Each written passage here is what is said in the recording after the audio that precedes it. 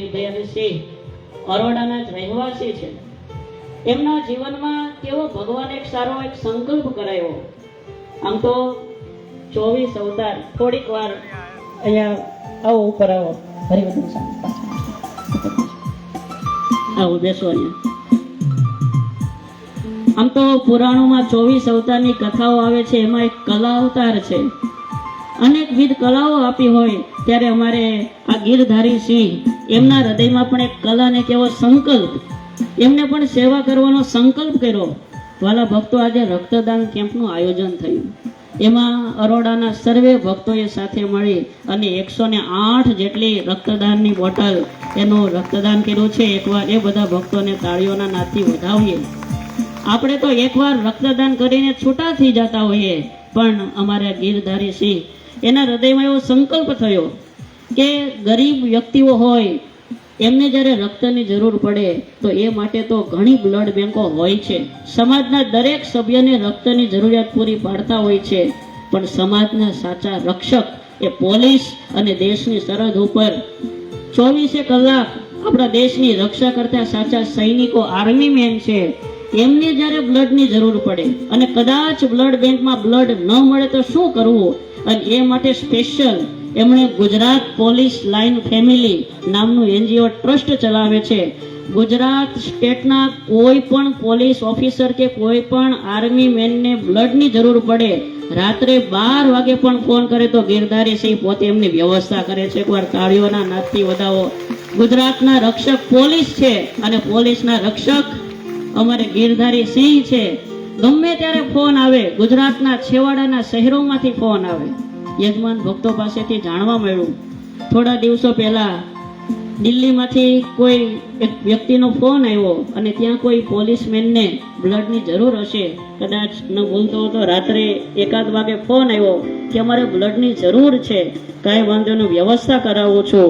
અને પોતે રાત્રે 1 વાગે ફોન શરૂ કર્યા કે આપણા દેશનો એક પોલીસ જે સમાજની સેવા, સુરક્ષા અને સલામતીની જવાબદારી લઈને બેઠા છે, એની જવાબદારી, એને રક્ષા આપવાની જવાબદારી આપણી છે. ઇન્ડિયા ભાઈચારા હેલ્પ સેન્ટર ટ્રસ્ટ ચાલે છે, એમની સાથે ખૂબ નિકટના સંબંધ. અને ત્યાં એમણે તાત્કાલિક ફોન કર્યો અને એ પોલીસમેન હતા, એમને 4 થી 5 જેટલી રક્તદાનની બોટલો અપાવી અને એને એક જીવતદાન આપ્યું.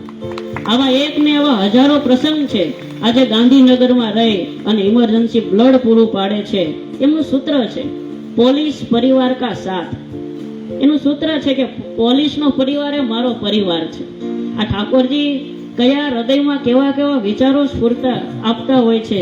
પોલીસ પરિવાર કા સાથ, પોલીસ પરિવાર કા વિકાસ, પોલીસ પરિવાર કા સાથ, પોલીસ પરિવાર કા વિકાસ. ત્યારે police line boys help centre trust પણ ચલાવતા હોય છે. અને આપને જાણીને આશ્ચર્ય થશે કે એ પણ પોલીસ લાઇનમાં છે.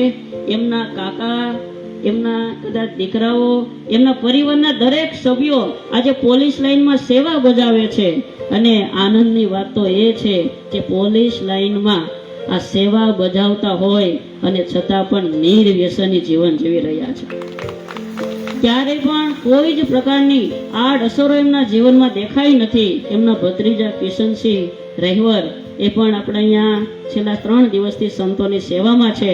ત્યારે આ સાબરકાંઠાનું આ રતન, અને જ્યારે આવું સુંદર મજાનું અરોડા નૂતન મંદિર ઉદ્ઘાટન મહોત્સવ થતું હોય ત્યારે સાબરકાંઠા તો ઠીક છે, પણ અરોડાના આવા રતનને બિરદાવવા એ આપણી મોટી જવાબદારી છે.